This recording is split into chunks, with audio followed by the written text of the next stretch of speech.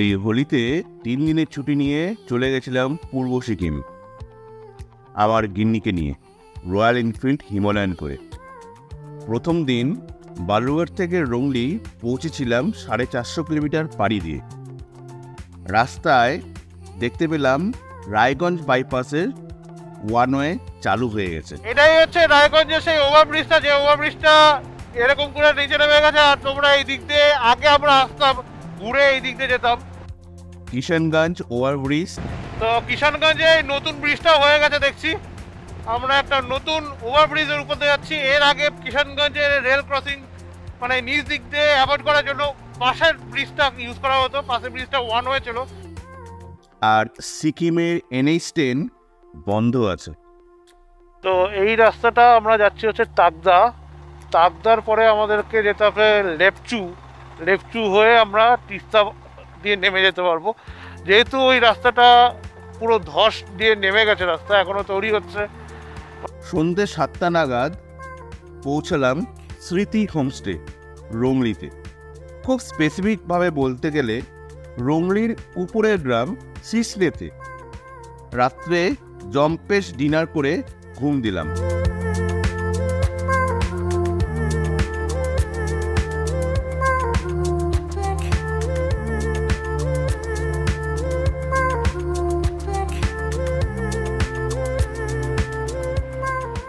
সকালে উঠে দেখি আমি এক মনোমুগ্ধকর জায়গায় উঠেছি।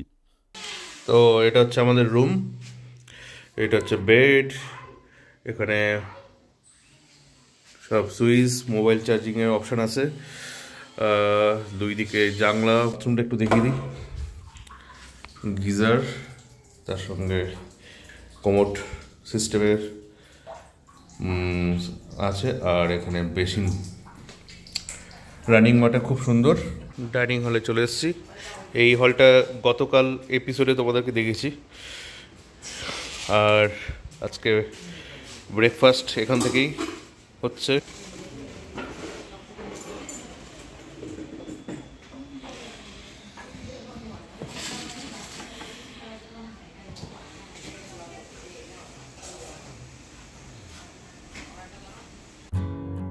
ভারতের পূর্ব সিকিম জেলায় অবস্থিত সিসলে গ্রাম 5200 ফিটে হিমালয় পর্বতমালার মাঝে অবস্থিত একটি মনোরম আশ্রয়স্থল।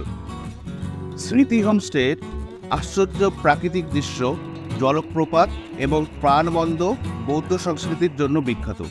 এই জায়গার আসলে দর্শকদের শহুরে জীবনের তাড়াহুড়ো থেকে একটি প্রশান্ত অবসরের প্রস্তাব দেয়। স্মৃতি হোমস্টের পরিবেশ, সোপান মাঠ এবং বন্ধুত্বপূর্ণ স্থানীয়দের সাথে ভ্রমণকারীদের প্রাকৃতিক সৌন্দর্য ডুবে যেতে এবং এই অঞ্চলের সমৃদ্ধ সাংস্কৃতিক ঐতিহ্য অনুভব করার জন্য আমন্ত্রণ জানায়। আজকে আমরা 5200 ফিট উচ্চতায় অবস্থিত সিসলে গ্রাম থেকে যাব জুলুকের টপ থাম্বি ভিউ পয়েন্ট, যার উচ্চতা 12000 ফিট। আজকের ডিস্টেন্স আমরা কভার করব 55 কিলোমিটারের মতন। মাঝে আমরা আমাদের পারমিট কালেক্ট করব, তারপর আগাবো। So good morning once again. এই স্মৃতি হোমস্টে থেকে এখন বেরাচ্ছি। বাজে এখন 11:57। আর গতকাল 440 কিলোমিটার মোটরসাইকেল চালানো হয়েছে। তো চলো আগানো যাক। ঠিক আছে আন্টি। তো আমাদের এখন যেতে হবে লিংথাম, ওখান থেকে পারমিটটা নিতে হবে। তারপর ওখান থেকে পাদামচেন হয়ে, নিমাচেন পাদামচেন হয়ে জুলুক। বরফ দেখার পালা আজকে। সব যেন ঠিকঠাক থাকে। ওম নমঃ শিবায়। জয় বজরং বলি কি জয়। মেঘলা আকাশ, মাঝে মাঝে ছিটেফোঁটা বৃষ্টি পড়ছে। গিন্নিকে আমি সব পরিয়ে দিয়েছি, রেনকোট ফেনকোট সব কিছু। আমি খালি লাইনারটা পরিনি, পরবো। দেখো নোংরা জিনিস রাখার ভালো জায়গা, খুব সুন্দর। মানে পাহাড়িরা না খুব মানে গুছানো। বলতে পারো। এই আয়রন ব্রিজটা দিয়ে কালকে ঢুকেছিলাম, খুব সুন্দর। ওয়াও, দারুণ দারুণ। ওয়াও, রেনকোট পরে সেই গরম লাগছে আমার।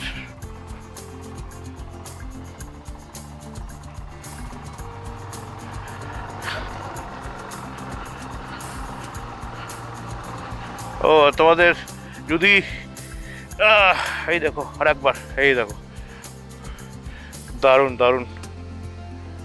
আচ্ছা চলো। হ্যাঁ, রাত্রে কিছু দেখতে পাইনি, ফিল করতে পারিনি ঠিক। তো মোটামুটি 5 কিলোমিটার পর চলে আসলাম লিংটমে। সামনে চেকপোস্ট আছে, ওখান থেকে আমার পারমিটটা নিতে হবে। আর এই দেখছো তোমরা লিংটম ভিলেজ, আশেপাশে সব হোমস্টে, হোটেল সব কিছু আছে, খুব সুন্দর লাগছে। আর দূরে পাহাড়ে পুরো মেঘ দেখতে পাচ্ছি, বরফওয়ালা পাহাড় এখনো চোখে পড়ছে না। সামনে চেকপোস্ট আছে। এই হোমস্টেতে ছিলাম, ওই আঙ্কেল বললো যে এই আসাম্পা রিট্রিটে আসছে, এখানে আমার পারমিশন করা সব আছে, সব রেডি আছে। এখানে এসছিলাম, দাদাকে বললাম, দাদা এখন আমাকে দেবে পারমিটটা। তারপর সামনে চেকপোস্ট আছে, চেকপোস্টে ক্লিয়ার করতে হবে পারমিট, তারপর আগে বেরোতে হবে। ওকে, তো বন্ধুরা মোটামুটি চেকপোস্টে চেকিং হয়ে গেল। কয়েকটা জিনিস তোমাদের বলার আছে, যেইগুলো আমার একদম পছন্দ না সেইগুলো মানে বলতেই হয়, কারণ যেগুলো আমি ফেস করলাম এখন এই লিংটম চেকপোস্টে। সেটা হচ্ছে 1 নম্বর, আমি গ্যাংটক থেকে যাওয়ার প্ল্যান করেছিলাম, যেখানে আমাকে বলেছিল 1500 টাকা লাগবে উইথ নাথুলা। মানে নাথুলা যদি না যেতাম তাহলে 1500 টাকার থেকে আরও কম লাগতো। তো আমি যেহেতু ওই দিক থেকে 17 মাইলের পরে রাস্তা বন্ধ আছে, তাই জন্য আমি এই দিক দিয়ে যাচ্ছি। এই দিক দিয়ে যেটা আমার থেকে নিল সেটা হচ্ছে 1700 টাকা। আমি বললাম, অনেক করে বললাম যে এটা তো মানে নাথুলা তো হচ্ছে না, কিছুই হচ্ছে না, কেন 1700 টাকা নিচ্ছ? ওরা বললেন না, এটা এরকমই ব্যাপার, এখান থেকে এরকমই চার্জ আছে। আমি যেটা শুনেছিলাম যে আমাকে লিংটম থেকে অনেক কম পয়সা হয়ে যাবে, সেখানে আমাকে অনেক বেশি টাকা দিয়ে এরকম যেতে হচ্ছে। তাও আবার নাথুলা, কুপুবলে কিছুই হবে না, জাস্ট উপরে থাম্বি ভিউ পয়েন্ট করে আবার বাপেস ফেরত আসতে হবে। 1 নম্বর গেল। 2 নম্বর হচ্ছে এখানে জোরজবস্তি অক্সিজেন সিলিন্ডার কিনতে হবে। অক্সিজেন সিলিন্ডারের একটা বলে নোটিফিকেশান এখানে দিয়েছে সিকিম গভর্নমেন্ট যে অক্সিজেন সিলিন্ডার মাস্ট। কিন্তু যেহেতু আমার কাছে অলরেডি আমি প্রিপেয়ার করে এসেছি, মানে আমার কাছে ডায়ামক্স আছে, আমার কাছে কর্পূর আছে, আর আমার অক্সিজেন সিলিন্ডার দরকার নেই। আর আমি অত উঁচুতে উঠছি না, আমি নাথাং ভ্যালিতে যাচ্ছি না, আমি নাথুলাতে যাচ্ছি না যে আমার অক্সিজেন সিলিন্ডার লাগবে। তাও ওরা বললো যে না, অক্সিজেন সিলিন্ডার লাগবে, তোমাকে কিনতেই হবে। আর অক্সিজেন সিলিন্ডার 600 টাকা করে প্রত্যেকের কাছ থেকে মানে বিক্রি করছে, মানে সবাই কিনছে আর কি ওখান থেকে। তো আমি তো কথা কাটাকাটি হলো একটু, আমাকে বললো ঠিক আছে তোমাকে অক্সিজেন সিলিন্ডার নিতে হবে না। তো আমি অক্সিজেন সিলিন্ডার না নিয়ে যাচ্ছি। ওরা ভয় দেখালো যে উপরে গিয়ে অক্সিজেন সিলিন্ডার খোঁজ করবে, না পায় তাহলে আবার ফেরত পাঠিয়ে দেবে, এরকম নাকি আবার ব্যাপার আছে। তো যাই না কি হবে উপরে, আই ডোন্ট নো। তো এরকম কয়েকটা ব্যাপার আছে। আর একটা বড় জিনিস হচ্ছে এখানকার যে পারমিটটা, এই পারমিটটা হচ্ছে ভায়া কোনো এজেন্সি দিয়ে অনলাইনে পারমিট হচ্ছে। হ্যাঁ, এবার ট্যুরিস্টদের কাছে কোনো ডিসক্লোজার নেই যে অ্যাকচুয়ালি দাম কত পারমিশনের, আর এজেন্সি এক্সট্রা করে কত চাপাচ্ছে। মানে কেউ 1500 টাকা নিচ্ছে, কেউ 1600 টাকা নিচ্ছে, কেউ 1700 টাকা দিচ্ছে। তো সিকিম গভর্নমেন্ট পুরো ছাড় দিয়ে দিয়েছে এদেরকে পারমিটের উপরে ইনকাম করানোর জন্য, এমনিতেই প্রচুর ছাড় এদের। তো আমার এইগুলো কয়েকটা জিনিস, এইগুলোতে আমার আপত্তি আছে, যেগুলো আমার বলতে বাধ্য হচ্ছি। সিকিম ইজ গুড, কিন্তু টু মাচ কস্টলি আর আমাদের জন্য, যারা আমরা যারা বাইকার্স আছি, ফাটাফাটি।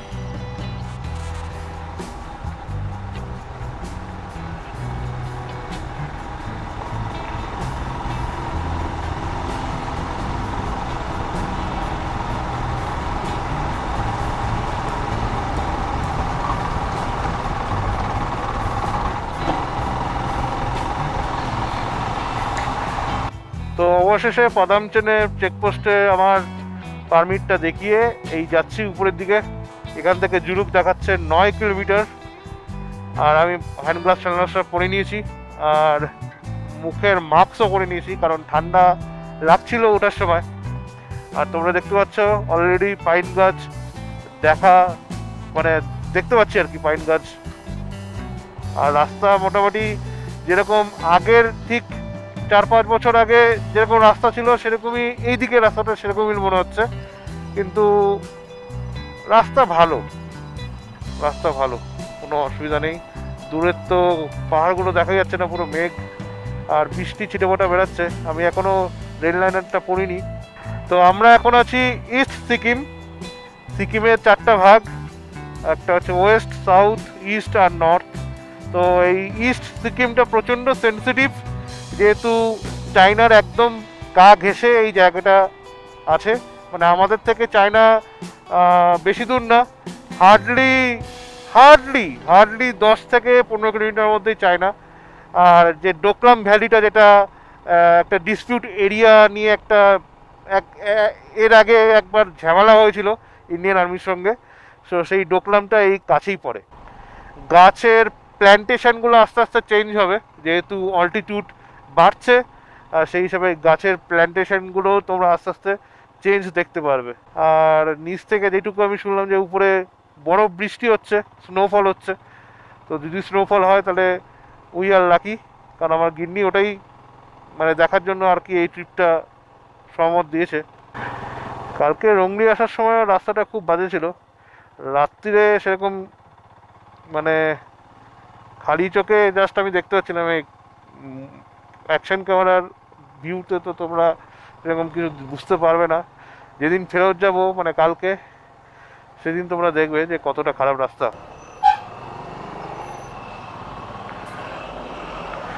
বাবা কঠিন অবস্থা, ইয়ে বাবা।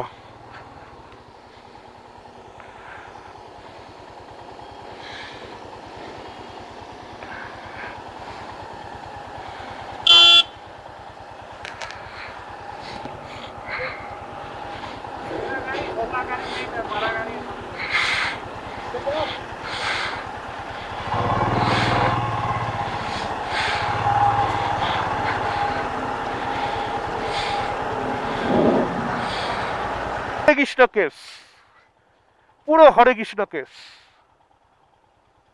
পুরো হরে কৃষ্ণ হয়ে গেছে, যা অবস্থা।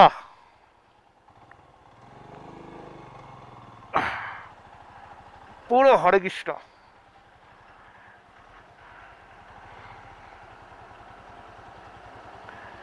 ইস, তার মধ্যে বৃষ্টি হয়ে পুরো কেলেঙ্কারি হয়ে গেছে, পুরো কেলেঙ্কারি।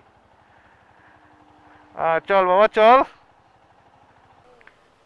হয়ে গেছে হরে কৃষ্ণ। কাকু চলো চলো চলো, হ্যাঁ চলো। এত দাঁড়িয়ে থাকলে কেমন করে হবে কাকু, চলো। সামনে ধস নেমেছে, ধস নেমেছে, ধস নেমেছে, সামনে ধস নেমেছে। হরে কৃষ্ণ, হরে কৃষ্ণ, হরে কৃষ্ণ। চলো হয়ে গেছে, হরে কৃষ্ণ হয়ে গেছে। সাংঘাতিক পিছলা। হিমালয়ও বলছে ভাই ছেড়ে দে ভাই, একটু দম দে। কিন্তু হিমালয়ান কিন্তু খুব খুশি, একদম পারফেক্ট জায়গায় চলে এসছে। মালিক আমাকে 6 মাস অন্তর একটু এরকম করে ঘুরিও, আমি তোমাকে প্রচণ্ড সেবা দেব। তো বিষয়টা হচ্ছে আমি পড়ে গেছিলাম, গিন্নিও পড়ে গেছিল। আসলে একটা টার্নিং আছে, টার্নিংয়ে বোল্ডার ছিল ভাই, বুঝতে পারিনি। টার্নিংয়ে এতগুলো বোল্ডার ছিল, তার মধ্যে কাদা ছিল, বুঝতে পারিনি। ব্যাস দাবাস, गाड़ी एक स्टार्ट নিচ্ছিল না, बस धपास। चलता है, ऐसा होता है, ये सब नॉर्मल है। বৃষ্টিটা মোটামুটি জোরে হচ্ছে, তাই জন্য মাইকটা খুলে নিলাম আর রেনকোটটা পরলাম।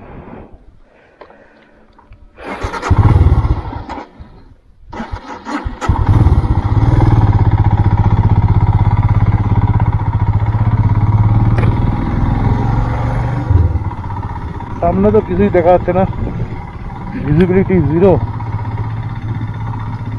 বরফ দেখতে পাচ্ছ কিনা বন্ধুরা জানি না, আমি কিন্তু দেখতে পাচ্ছি। ভিজিবিলিটি সামনে একদম নেই বলতেই চলে, কিছুই দেখা যাচ্ছে না। আর আমি বুঝতে পারছি না আমি কত দূর এসেছি। খালি দেখছি পুকুক 27 কিলোমিটার 26 কিলোমিটার এরকম মানে ডিস্টেন্স নেই বাবা, কমছে। এই দেখো বরফ, পুরো বরফ।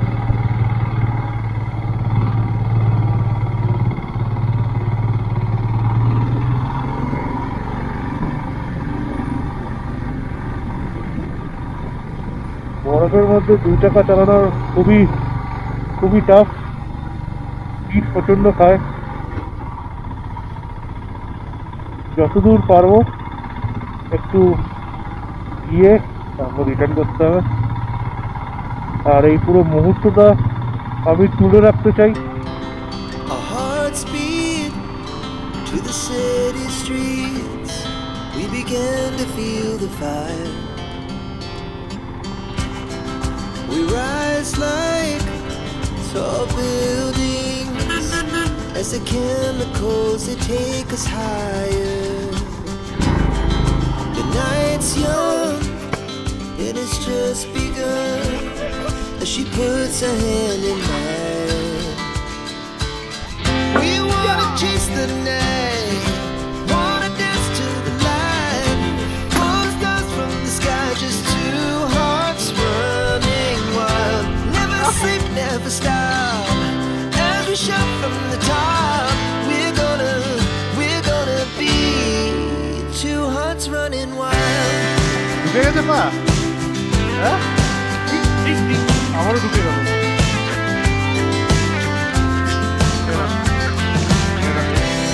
Another morning is the afternoon. We lay awake in bed. The laughs so loud as the hours pass. We're gonna do it all again. We wanna chase the night, wanna dance to the light, pull stars from the sky, just 2 hearts running wild. Never sleep, never stop, as we shout from the top. We're gonna be, we're gonna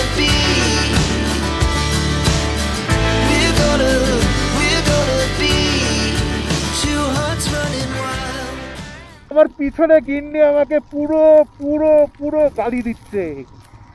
লা লা লা লা লা লা লা লা লা লা লা লা লা লা লা লা এ হাওয়ায়ে গুনগুনায়ে এ হে হে হে হে হে। তা বন্ধুরা, আমার এই এবারের হোলি সফরের পুরো এই বরফ দেখার পুরোটা হয়ে গেল।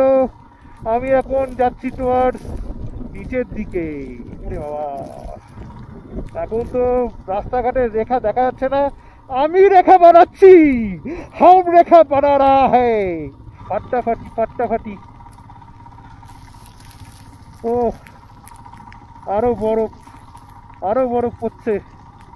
ব্যাস এইখান থেকেই আমার প্রবলেম শুরু হয়।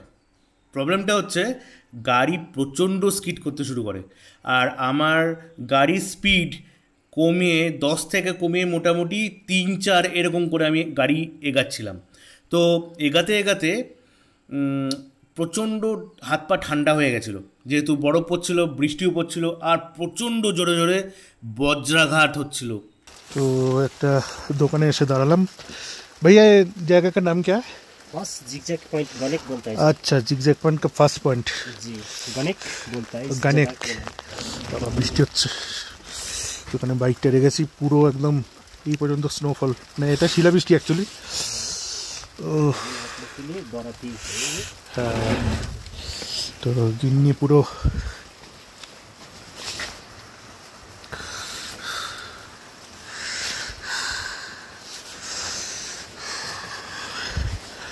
বুকারিতে হাত সেকছে, এদিকে মোমো হচ্ছে। এখন পুরো দমে বৃষ্টি হচ্ছে, আর একটু পরে সন্ধ্যে নেমে যাবে। কী করবো বুঝতে পারছি না, প্রচণ্ড ঠান্ডা লাগছে, হাত একদম হু হু হু হু হু হু। ইয়াকগুলো সেই লাগছে।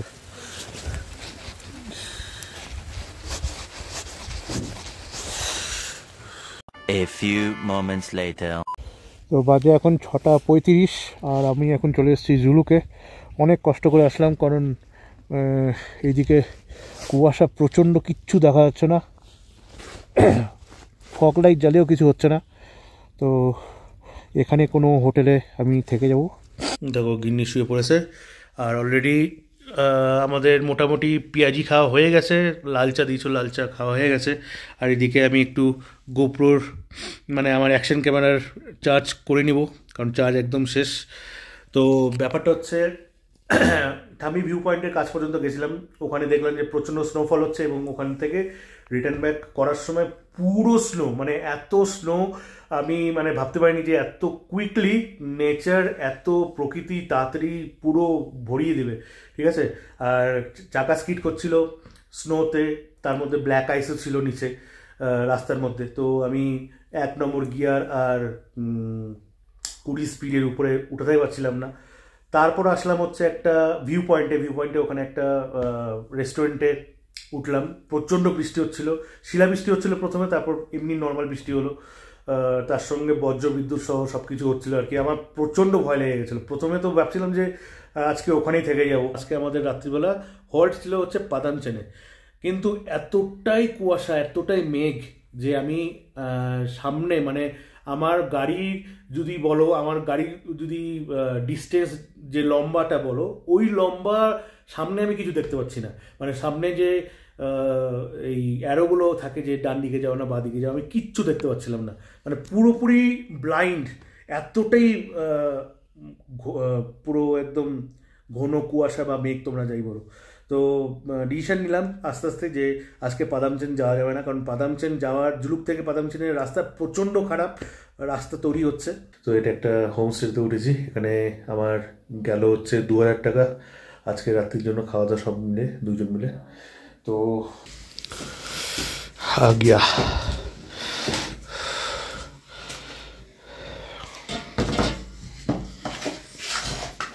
इसमें लगे देखना बिल्कुल छोटा हो गया ना।